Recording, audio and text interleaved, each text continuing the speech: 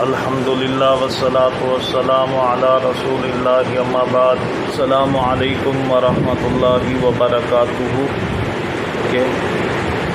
اور تمام بھائیوں کا شکریہ ادا کرنا چاہتا ہوں کہ انہوں نے میرے لیے دعا کی اور اللہ تعالیٰ نے جلد صحت یابی عطا فرمائی۔ تو انشاءاللہ جب تک زندہ رہیں گے اللہ کے دین کا کام کرتے رہیں گے اور آخری سانس تک کرتے رہیں گے، اور جب اس دنیا سے جانا ہے تو اللہ سے یہی امید رکھتے ہیں اور یہی خواہش رکھتے ہیں اور یہی دعا اور جستجو اور تمنا کرتے ہیں کہ جب اس دنیا سے جائیں تو اللہ کے دین کے خادم ہی ہو کر جائیں۔ تو معزز طلباء کرام، کیا حال ہیں؟ ٹھیک ہے؟ طبیعت سے ٹھیک ہے؟ جی بالکل، آج میں اپنے گھر پر ہوں اور جو ہے آج طبیعت صحیح تھی تو میں نے کہا چلیں آج کوئی لیکچر ہو جائے اور کوئی کتاب پڑھا دی جائے تاکہ مزید ہم آگے کی طرف بڑھ سکیں۔ تو آج ہم اصول حدیث کی کتاب سے لیکچر پڑھتے ہیں۔ اصول حدیث کے اندر ہم نے جو ہے آخری مراحل میں ہے اصول حدیث کی ہماری جو بات چیت چل رہی ہے۔ ہم نے جو ہے صحیح حدیث کے بارے میں پڑھا تھا، صحیح لذاتی ہی کے بارے میں، کہ اس کے اندر 5 چیزیں ہوتی ہیں، اگر وہ 5 چیزیں ہوں تو وہ سند بالکل صحیح ہوتی ہے اور وہ صحیح لذاتی ہی ہوتی ہے۔ حدیث کی 4 شاخیں بتائی تھی میں نے آپ کو، صحیح لذاتی ہی، صحیح لغیری ہی، حسن لذاتی ہی، حسن لغیری ہی۔ تو یہ ہم آج پڑھتے ہیں۔ صحیح لذاتی ہی پر ہم گفتگو کر چکے ہیں، میں صرف ایک مرتبہ پھر تھوڑا سا دہرا دیتا ہوں۔ حسن لذاتی ہی ایسی سند ہے جس کی سند متصل ہو، یعنی کہ ان کے درمیان انقطاع نہ ہو، ان کے درمیان راوی مس نہ ہو، یا ایسا نہ ہو کہ کسی کی آپس میں ملاقات نہ ہوئی ہو اور وہ کہے کہ میری ملاقات ہوئی ہے، تو سند جو ہے وہ متصل ہو اس کی۔ اس کے بارے میں نے آپ کو بتا دیا تھا اور میں نے مثال بھی دی تھی کہ بابا قائد اعظم کے بارے میں کہوں کہ میں ان سے ملا ہوں تو یہ جھوٹ ہوگا۔ اگر سند کے اندر ایسی ہی چیز ہو، کوئی بندہ کہ میں ان سے ملا ہوں اور حالانکہ وہ پیدا اس کے کئی سالوں بعد ہو رہا ہو، تو ہم کہیں گے یہ سند انقطاع ہے، یہ بندہ جھوٹ بول رہا ہے، یہ اس سے نہیں ملا۔ تو سند سب سے پہلے متصل ہو صحیح حدیث کے لیے، نمبر 1 حدیث کے لیے جس کی سند جو ہے وہ بالکل صحیح ہو، اس کی سب سے پہلی شرط سند متصل ہو، روایت کرنے والے راوی پہلے راوی سے لے کر آخری راوی تک سارے کے سارے۔ عن ابی سعید الخدری رضی اللہ تعالی عنہ قال، ابو سعید خدری رضی اللہ تعالی عنہ کہتے ہیں، قال رسول اللہ صلی اللہ علیہ وسلم، رسول اللہ صلی اللہ علیہ وآلہ وسلم نے فرمایا۔ کیا فرمایا؟ المائی من المائی، فرمایا انزال سے غسل واجب ہو جاتا ہے۔ جب ایک پانی دوسرے پانی سے ملتا ہے تو کیا ہو جاتا ہے؟ غسل واجب ہو جاتا ہے۔ تو اس بات کو سمجھیں، متفق علیہ حدیث بخاری مسلم کی ہے، وَأَصْلُهُ فِي الْبُخَارِيِّ، اور اس کی جو اصل ہے وہ بخاری میں موجود ہے۔ اچھا، اس حدیث سے کیا پتہ چلتا ہے؟ سب سے پہلی بات سنیں،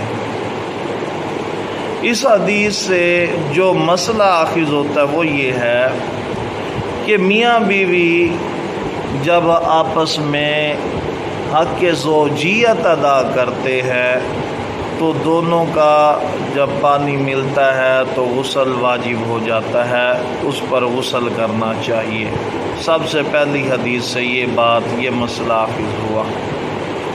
دوسری حدیث پڑھتے ہیں، وعن ابی ہریرہ رضی اللہ عنہ، ابو ہریرہ رضی اللہ تعالی عنہ قال کہتے ہیں قال رسول اللہ صلی اللہ علیہ وسلم، رسول اللہ صلی اللہ علیہ وسلم نے فرمایا اذا جلس احدکم بین شعیبها الاربع ثم جہدها فقد وجب الغسل۔ نبی صلی اللہ علیہ وآلہ وسلم نے فرمایا کہ جب مرد جو ہے وہ حق زوجیت ادا کرے تو پھر اس پر دونوں پر غسل واجب ہو جاتا ہے۔ وزاد مسلم، اور مسلم کے حدیث کے الفاظ میں یہ زیادہ ہے کہ وَإِلَّمْ يُنزِلْ، چاہے وہ انزال ہو یا نہ ہو، چاہے دونوں ڈسچارج ہوں یا نہ ہوں، تب بھی وہ کیا کریں گے؟ غسل کریں گے، غسل جنابت کریں گے۔ ٹھیک ہو گیا۔ اب حدیث نمبر 4 پڑھتے ہیں۔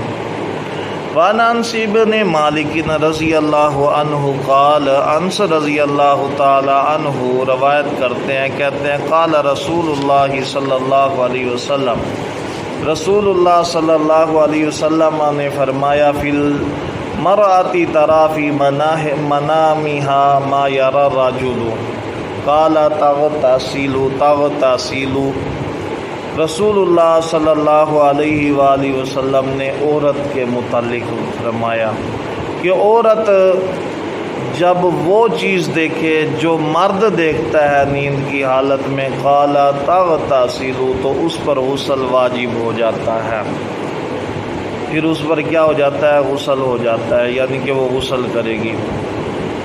فقال وزاد مسلم، اور مسلم کے الفاظ کے اندر یہ زیادہ ہے کہ پاس ہی ام سلمہ بیٹھی تھی۔ فقالت ام سلمہ رضی اللہ تعالی عنہا، نبی صلی اللہ علیہ وآلہ وسلم کی بیوی ام سلمہ رضی اللہ تعالی عنہا نے کہا وَهَلْ يَكُونُ هَذَا، اللہ کے نبی صلی اللہ علیہ وسلم کیا ایسا ہو سکتا ہے؟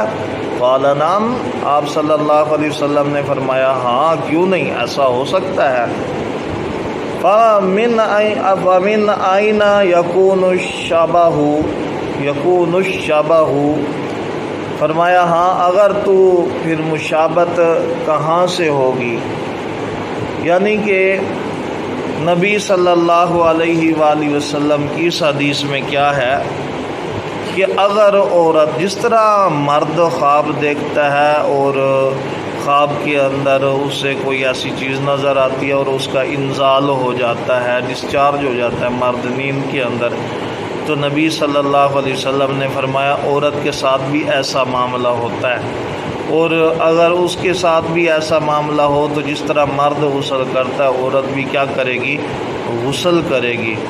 ساتھ ہی ام سلمہ رضی اللہ تعالیٰ عنہ بیٹھی تھی، کہنے لگی اللہ کے نبی صلی اللہ علیہ وآلہ وسلم کیا عورت کے ساتھ ایسا ہوتا ہے؟ نبی صلی اللہ علیہ وسلم نے فرمایا ہاں ہوتا ہے، اگر ایسا نہ ہو تو پھر بچہ جو پیدا ہوتا ہے وہ مشابہت میں کیسے ہو جاتا ہے؟ یعنی کہ اگر ایک اور حدیث کے اندر اس کے الفاظ موجود ہیں، یعنی کہ ایک دوسری حدیث میں موجود ہے اس کی وضاحت کہ نبی صلی اللہ علیہ وسلم نے فرمایا کہ جب مرد کا پانی عورت کے پانی پر غالب آ جاتا ہے تو بچہ مرد کی شکل اختیار کرتا ہے، اور اگر عورت کا پانی مرد کے پانی پر اگر غالب آ جاتا ہے تو بچہ جو ہے وہ عورت کی شکل اختیار کرتا ہے۔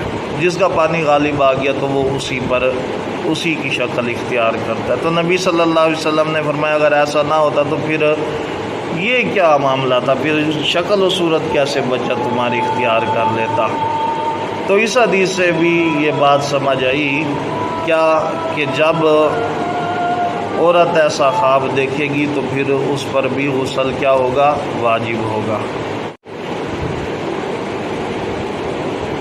اچھا جی، اب حدیث نمبر 105 دیکھتے ہیں۔ 105 نمبر حدیث پڑھتے ہیں۔ وعن عائشہ رضی اللہ تعالی عنہا قالت کان رسول اللہ صلی اللہ علیہ وسلم یغتسل من اربع۔ عائشہ رضی اللہ تعالی عنہا روایت کرتی ہیں، کہتی ہیں کہ رسول اللہ صلی اللہ علیہ وآلہ وسلم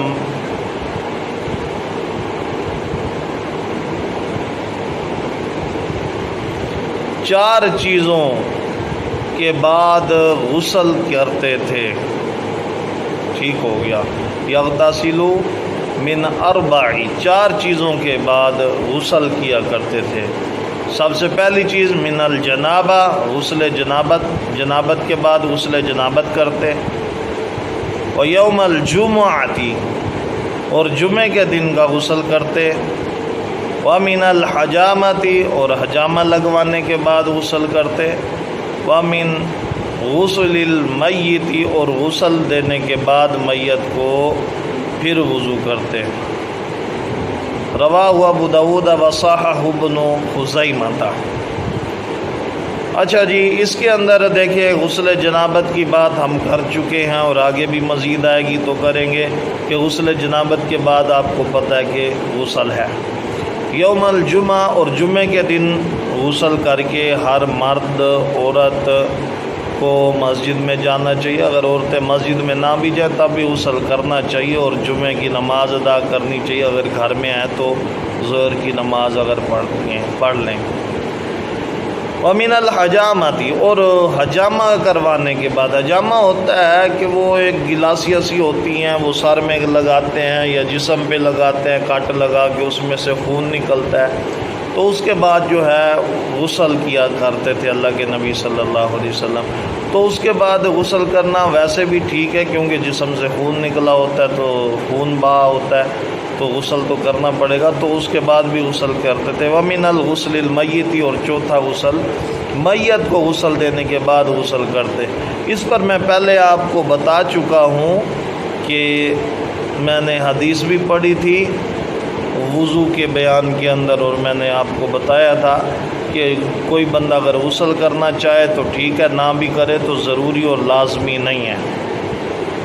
رواہ عبد الرزاق، اچھا جی، ابن خزیمہ نے اور ابو داؤد نے اسے روایت کیا ہے۔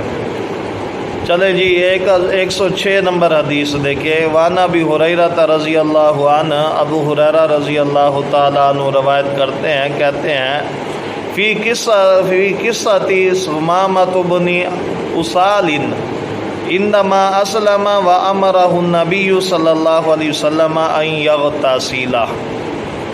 ثمامہ بن اسال رضی اللہ تعالیٰ عنہ کے قصے کے بارے میں ابو ہریرہ بیان کرتے ہیں، کہتے ہیں کہ جب ثمامہ بن اسال رضی اللہ تعالیٰ عنہ مسلمان ہوئے تو نبی صلی اللہ علیہ وآلہ وسلم نے انہیں حکم دیا کہ وہ غسل کریں۔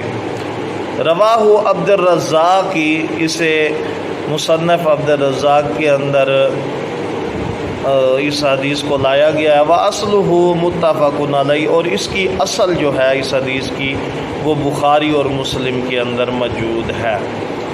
107 نمبر حدیث دیکھیں۔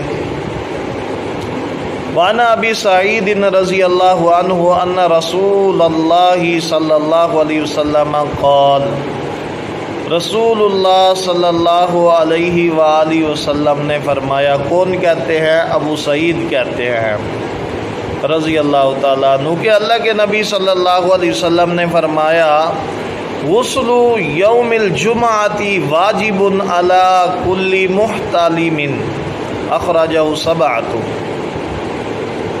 جمعے کے دن غسل کرنا ہر بالغ پر ضروری اور واجب ہے۔ واجب علی کل، ہر کس پر؟ بالغ پر کیا ہے؟ واجب ہے۔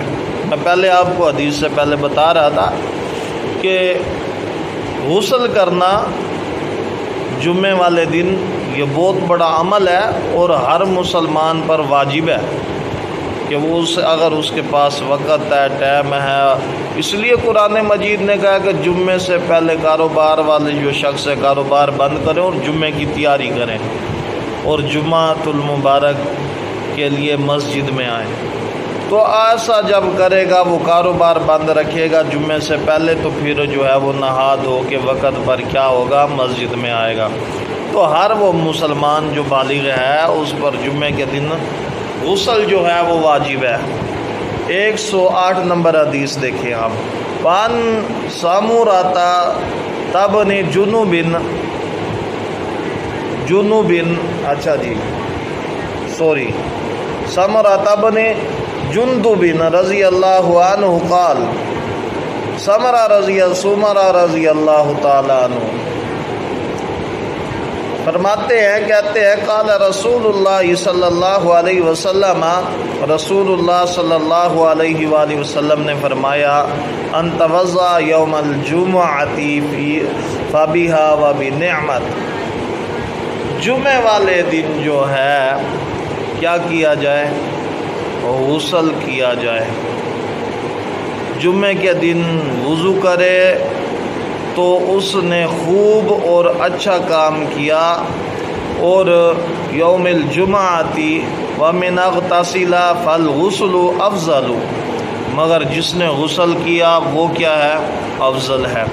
اب ایسا نہیں کہ ایک بندہ جو ہے وہ کسی جگہ پر تھا اور نہیں غسل کر سکا تو اس کا مطلب یہ نہیں ہے کہ وہ اب جمعہ نہ پڑھے، نہیں، پھر وہ وضو کرے اور جمعہ پڑھ لے، لیکن حتیٰ الامکان مکمل طور پر کوشش کرے۔ سمرہ رضی اللہ تعالیٰ عنہ اس حدیث کے راوی ہیں، وہ کہتے ہیں اس نے اگر وضو کر لیا تو یہ تو اچھا ہے، ٹھیک ہے، وضو تو کرنا تھا، مگر افضل کیا ہے کہ وہ جمعے کے دن غسل کرتا۔ لیکن اب 100 پریشانی ہو سکتی ہے بندے کو، شاید وہ غسل نہ کر سکے، تو وہ کیا کرے، وہ وضو کر کے جمعہ پڑھ لے۔ اچھا جی، رواہ خمسہ، تو اسے پانچوں نے نکالا ہے، وحسنہ ترمذی، اور اسے ترمذی نے روایت کیا ہے۔ جی ہمارا آخری سیشن چل رہا ہے، انشاءاللہ جو اگلا سیشن ہوگا امید ہے آخری ہوگا یا اس سے اگلا آخری ہوگا، کیونکہ آج ہم نے مقبول حدیث پڑھ لی اور آگے مردود حدیث کا سبجیکٹ شروع ہوگا کہ حدیث ضعیف کیوں ہوتی۔ یہ تو ہے نا، صحیح حدیثوں کی شرائط جو تھی وہ ہم نے پڑھی، آگے ہم پڑھیں گے ضعیف حدیثوں کے بارے کے اندر کہ مردود حدیث جو ہوتی ہیں وہ کیا ہوتی ہیں، ان کے اندر مدلس والی حدیث کیا ہوتی ہے، مرسل خفی کیا ہوتی ہے، معلق کیا ہوتی ہے، مزل کیا ہوتی ہے، منقطع کیا ہوتی ہے، ظاہری کیا ہوتی ہے۔ تو یہ ساری جو حدیث کی ضعف والی شاخیں ہیں، ہم یہ ساری انشاءاللہ اگلے مراحل کے اندر پڑھیں گے۔ تو یہ تمام بھائی جو ہے اپنے پاس لکھ کر محفوظ کر لیں۔ شکریہ، جزاک اللہ، السلام علیکم ورحمۃ اللہ۔